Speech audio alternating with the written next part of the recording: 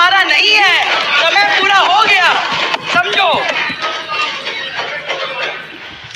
मैं तो इतनी बात कहना चाहती हूँ कि जिंदगी की असली उड़ान अभी बाकी है, जिंदगी के कई इम्तिहान अभी बाकी हैं। अभी तो नापी है मुट्ठी भर जमीन हमने, अभी तो सारा आसमान बाकी है।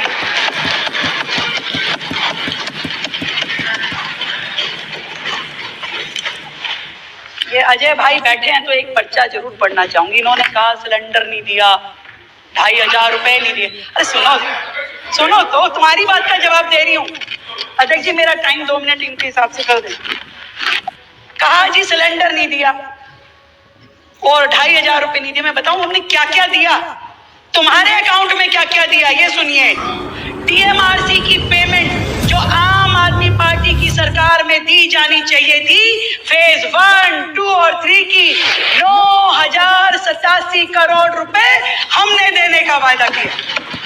तभी डीएमसी का काम, डीएमआरसी का काम दोबारा बढ़ पाएगा। इसी तरीके से पेरिफेरल एक्सप्रेस वे के अकाउंट में जो पैसा आपकी सरकार के समय दिया जाना चाहिए था, वो सारी रोड दिल्ली के लिए बनी। आज दिल्ली में कितना ट्रैफिक कंजेशन कम हो पाया इन सभी एक्सप्रेस वे के कारण से। 3700 करोड़ रुपए उस अकाउंट में पेंडिंग है जो हमें देने पड़ेंगे आपके कारण, आपके समय की पेंडिंग लायबिलिटी के कारण। इसी तरीके से पावर विभाग की 3326 करोड़ रुपए आपके समय के पेंडिंग लायबिलिटी आज की वर्तमान की दिल्ली सरकार को देनी पड़ेगी। आप पूछते हो सिलेंडर, आप पूछते हो ये थोड़ी ना बता के गए थे आपकी ये लायबिलिटी पेंडिंग है। अभी तो सुनते रहिए, इतना बड़ा परिचय थोड़े मेन स्पोर्ट्स के बच्चे 3 साल से उनको प्राइज मनी नहीं मिला। 24 करोड़ रुपए उस हेड के भी पेंडिंग है। आपके हॉस्पिटल्स के प्रोजेक्ट के लगभग 1800 करोड़ रुपए की देनदारी हमारे ऊपर खड़ी है। बच्चों को, बैकवर्ड क्लास के, हमारे इकोनॉमिकल बैकवर्ड बच्चों को, माइनॉरिटी को बच्चों को जो है स्कॉलरशिप 17 करोड़ रुपए उस हेड में अभी हमें देना पड़ेगा जो आप नहीं देखे गए हैं। ऐसे ही आरआरटीएस के अकाउंट में 250 करोड़ रुपए जो आपको देने थे, आपने नहीं दिए, हमें देने पड़ेंगे। जय भीम स्कीम जो बच्चों के इन्होंने कोचिंग के लिए देनी थी, 150 करोड़ रुपए की लायबिलिटी, 15 करोड़ रुपए की योजना बनाई। आज इतने सारे कोचिंग सेंटर खड़े हुए, 150 करोड़ रुपए मांग रहे हैं भाई। कह रहे 150 करोड़, हम भी पता नहीं कौन इनके साथ में मिली भगत में था। 150 करोड़ रुपए की लायबिलिटी सरकार पे खड़ी हुई है।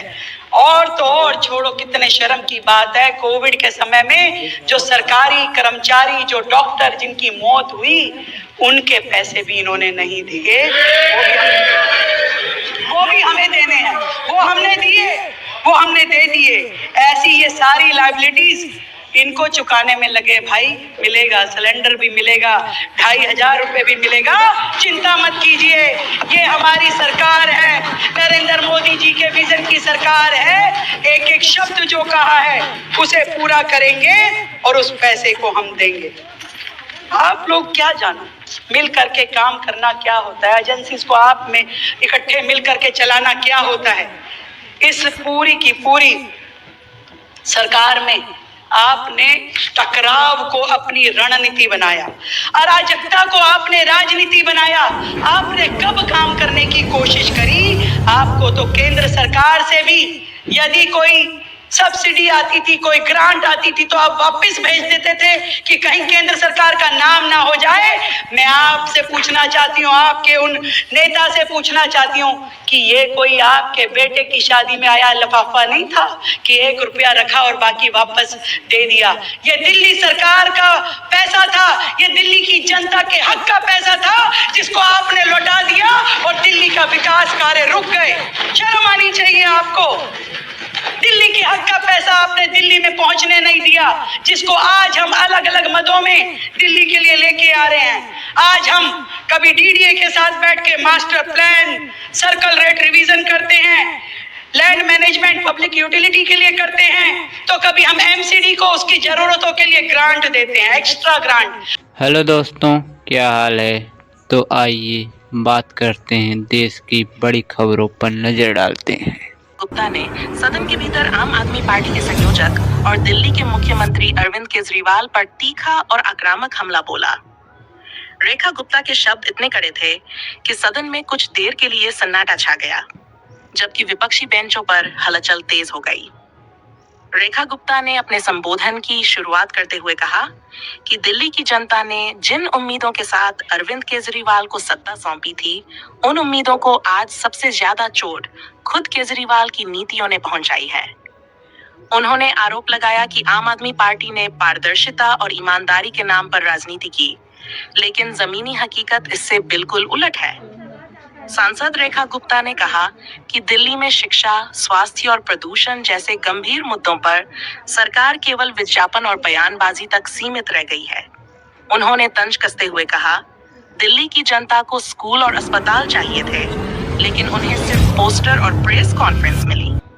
रेखा गुप्ता ने सदन में यह भी कहा कि केजरीवाल सरकार बार बार केंद्र सरकार पर आरोप लगाकर अपनी नाकामियों से ध्यान भटकाने की कोशिश करती है।